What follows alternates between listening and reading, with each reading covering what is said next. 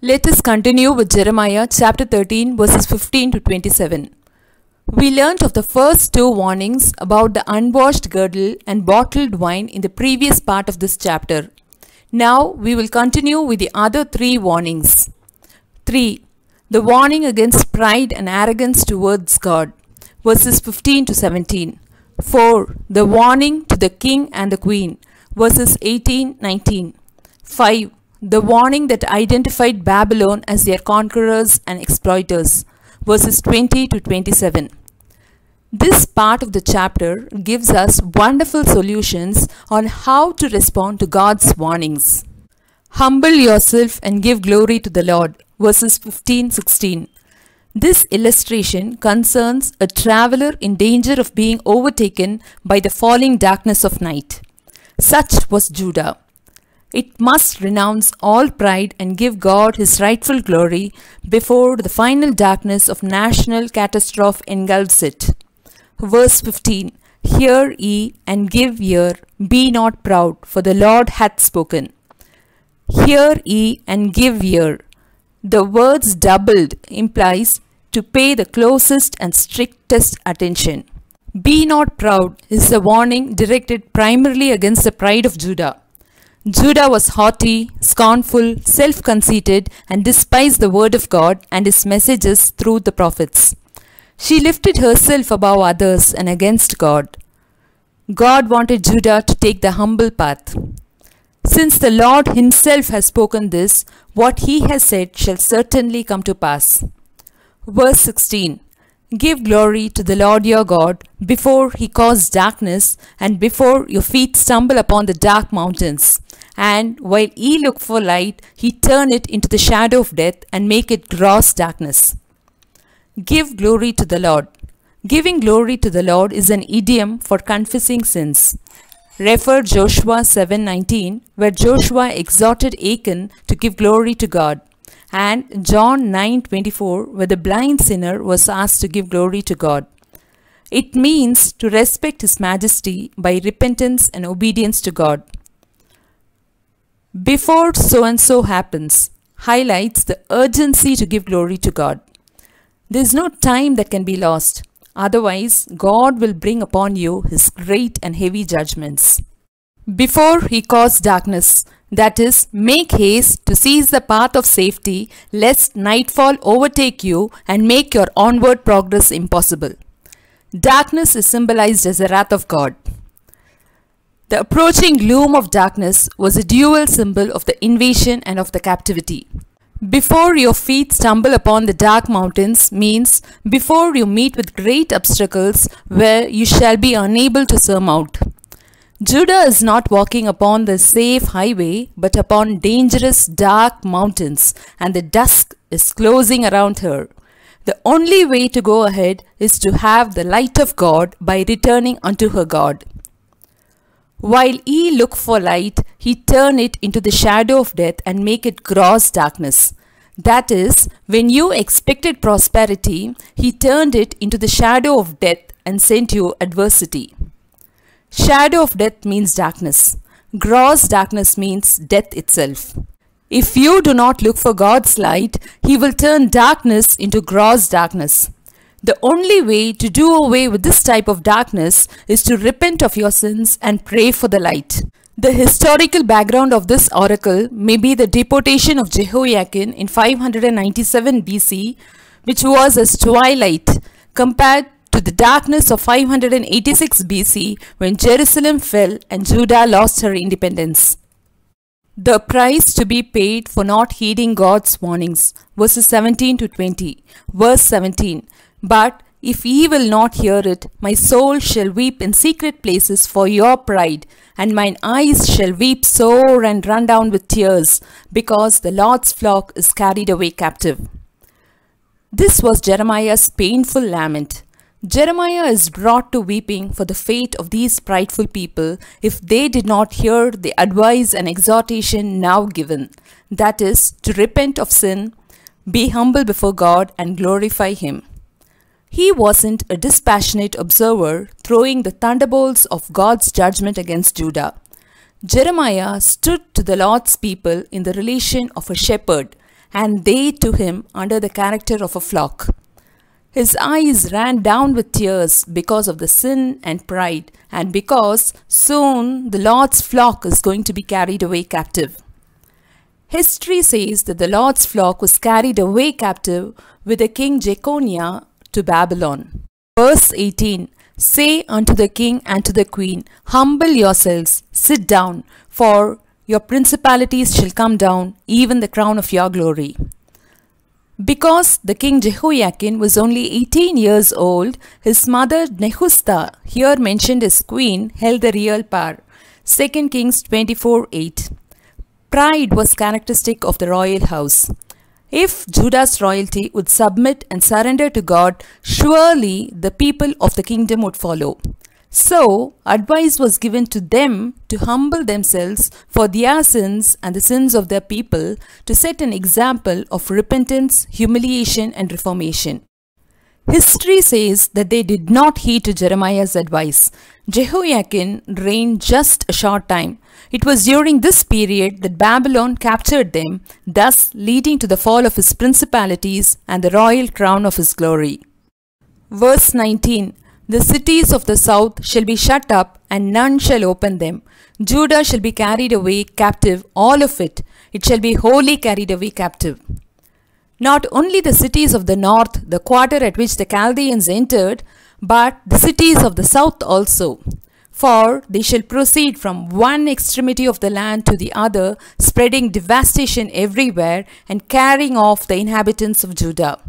Verse 20, Lift up your eyes and behold them that come from the north. Where is the flock that was given thee, thy beautiful flock? The captivity being still a thing of the future, the prophet seeks to awaken the conscience of the people. Jeremiah, amazed at the depopulation caused by Nebuchadnezzar's forces, addresses Jerusalem and asks, Where is the population, the beautiful flock of God's people which God had entrusted to her? The invaders have stolen the beautiful flock. History says that the Babylonian army carried away all Judah captive. It was in part carried away in Jehoiakim's time and wholly in Zedekiah's. The guilt of those whom the Lord punishes. Verses 21 to 23.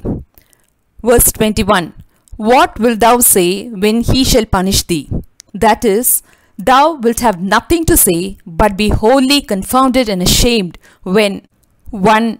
God shall visit thee with this sore judgment, or 2. When Nebuchadnezzar's army sent by God shall visit thee.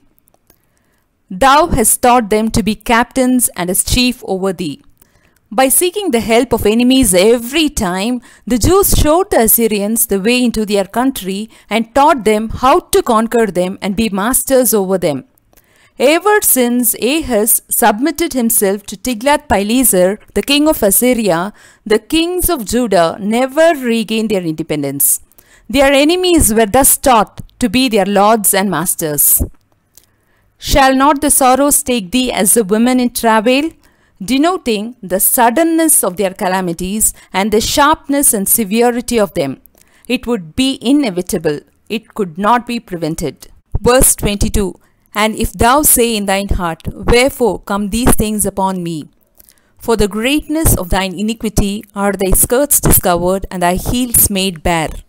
Not daring to express it with the mouth, and notwithstanding that God knows the heart and could discern all the secret workings of it, Judah asks, Wherefore come all these calamities upon me?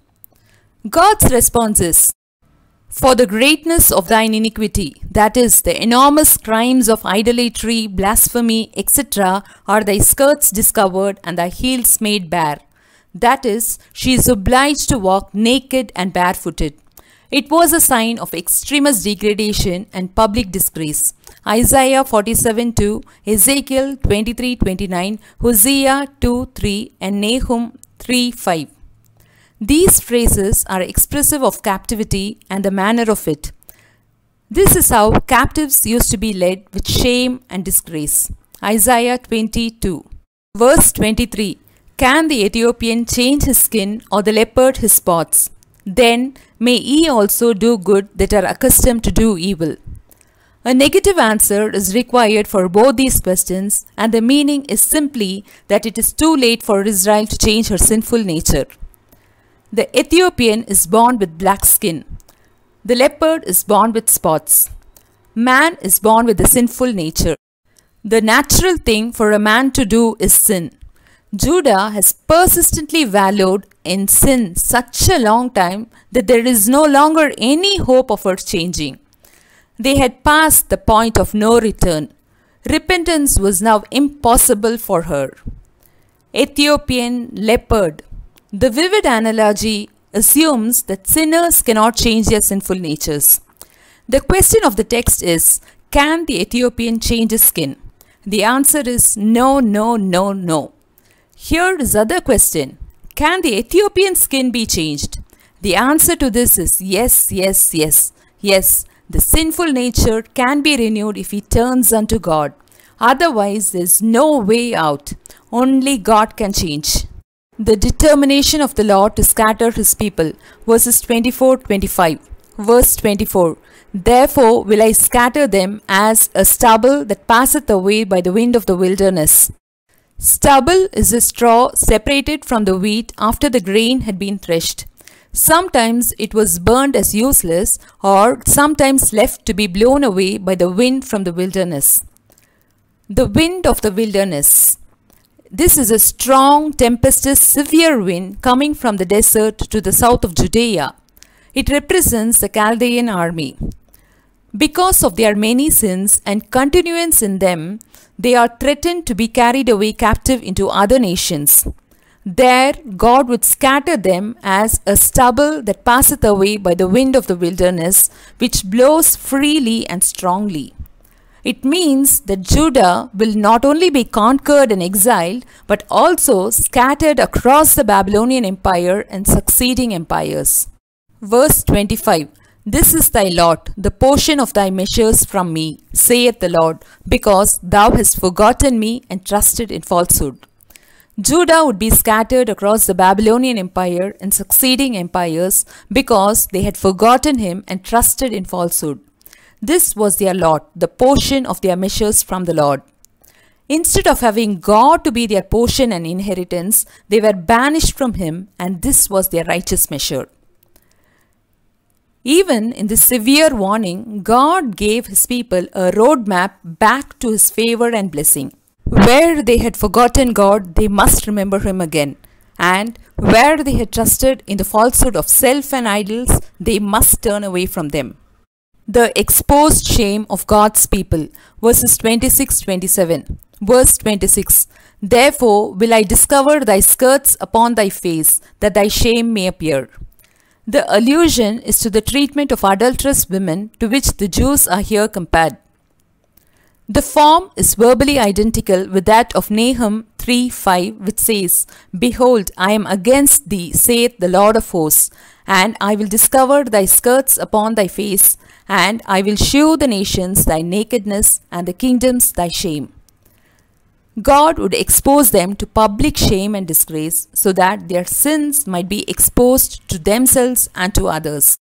As their sin had been perpetrated in the most public places, so God would expose them to the contempt of other nations most openly. Lamentations 1:8. This was fulfilled when the city and the temple was burnt and they were carried captive. Verse 27. I have seen thine adulteries and thy lyings, the lewdness of thy whoredom, and thine abominations on the hills and the fields. Woe unto thee, O Jerusalem! Wilt thou not be made clean? When shall it once be? It was not only the prophet Jeremiah who ached over the destiny of this stubborn, self-willed, idolatrous people. The Lord himself joined in the woe and the plea. Thy lyings refers to the unbridled eagerness of animal passion. The prophet sums up the three charges against Judah, namely 1. Her adulteries and her lyings, that is spiritual adultery. 2. The lewdness of her whoredom, that is eagerness after idolatry. 3. Her abominations on the hills and the fields, that is shameless participation in pagan orgies. The chapter closes with this emphatical and most affectionate contestation, pressing them to hearty and speedy repentance. God is pleading with them to repent from their sins and let Him cleanse them. Will they not accept it? This concludes the 5 warnings set forth in this chapter. If Israel ever made the slightest gesture towards heeding any of them, God was willing to accept them. Sadly, the Holy Bible retains no record of such a thing. Jeremiah chapter 13. Questions.